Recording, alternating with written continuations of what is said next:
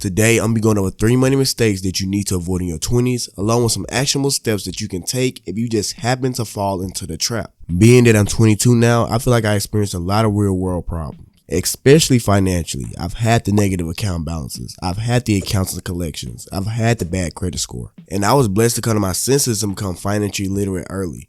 But I know there are some 20-year-olds out there that still need to learn to avoid these mistakes. This video is for y'all, and make sure you stick around to the end. Come and giving you a bonus mistake just because I love you. Welcome back to High Standing University. My name is Quincy Yoder, aka Q to Go, your soon to be favorite smart dumb guy. My mission here is to help you improve your life mentally, physically, and financially. And in this video, that's exactly what I intend to do. So make sure you brush out your notes, grab yourself some water. Let's talk about some mistakes you need to avoid in your 20s with your money. The first mistake I see a lot of 20-year-olds making is living beyond their means. I'm not going to waste time going over small bills like your Netflix subscription and how much you pay on coffee a month. I really want to tackle two subjects. First is buying a car that's too expensive. Car loans are the third largest debt category in America. Americans borrow on average $41,665 for new cars and $28,500 for used ones. Considering that the average 20-something-year-old makes around $44,000 a year, you're really setting yourself up for failure by buying a car that's more than half your average annual income. The common rule is to not buy a car that exceeds more than 10% of your monthly income, and that includes principal and interest. To be honest with you guys, I think it'd be more beneficial for you just be patient and just save up the $5,000 you'll need to purchase the car in cash. You might think it's a hassle, but your pockets will thank you in the future. I guarantee it. The second subject is renting or buying a house that is too expensive. You don't know how many times I've seen these people buy these good looking houses or luxury apartments just for them to never be home, because they're always working so they can pay for these luxury apartments and houses.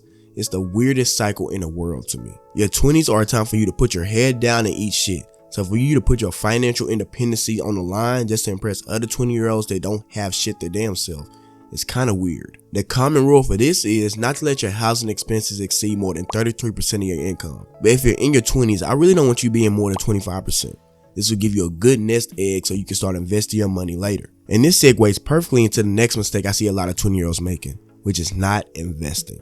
I'm pretty much in the same school of thinking the guys like Alex and Mosey, which is real estate and stocks are cool. I invested in myself, but putting your money towards a high income skill that you can learn over time will lead to you making more money in the future. I guarantee it, than any other investment vehicle. My school of thinking when it comes to investing is this: start with yourself, invest and build the skill that you want to acquire. Then start a business off that skill you acquired and turn it into a well-tuned, profitable machine. Then when you reach the point where that income from your business has put you in another tax bracket, aka 6 figures, you can then start diversifying your wealth into other vehicles like real estate, stocks, crypto, whatever you want. This is a complete 180 on how I used to think. I used to think these investment vehicles were my key to financial freedom, but in reality, these things are a way to diversify your wealth once you reach financial freedom. Unless you run a real estate business. If you're doing that, then just fuck everything I just said. Just buy all the good deals you can. Speaking of good deals, if you find yourself finding any value from this video, make sure you hit the subscribe button for new content every Wednesday and Fridays. And make sure you destroy the like button as well. The more engagement we get on this video means the more people that YouTube would send this video to, which means the more people we can help improve mentally, physically, and financially. So make sure you do that for me.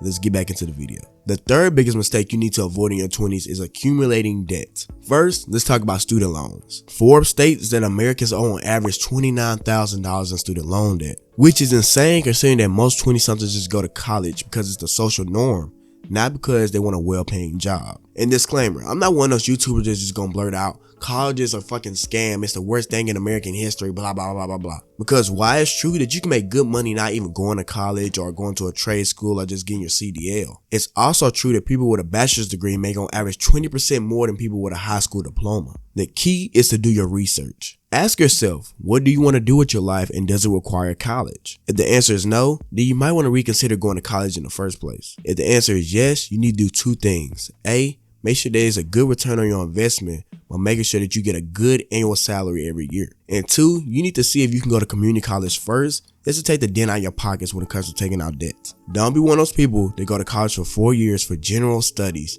just to get a job at Walmart with thousands of dollars in student loan debt. Second is do not be irresponsible with your credit cards. I already went through this countless times in other videos, so I'm just gonna run past it in this section. Always pay your balance on time and in full, and never carry a balance. And always make sure that when you're paying for stuff with your credit card, you can afford it in cash right then. Never pay for stuff with your credit card that you cannot afford right then. If you want to learn more, check out the video I made about how to get approved for a credit card instantly. Hey guys, Quincy Yoder here. I don't want to take too much of a break from the regular programming, but I do want to tell you guys something that I'm very excited about. Starting this April, I'm going to be doing one-on-one calls with one of you every month to discuss the future of High Standard University. The call will simply consist of questions like, what are we doing good right now and what can we do to be better? After the questions are answered, I will spend the next 15 minutes answering any question that you have. If any of you guys are interested, I'm going to leave a link down below in the description to fill out a Google form sheet. And at the beginning of each month, I'm going to reach out to you personally to set up a call. Thank you guys so much for watching this. Now let's get back to the video.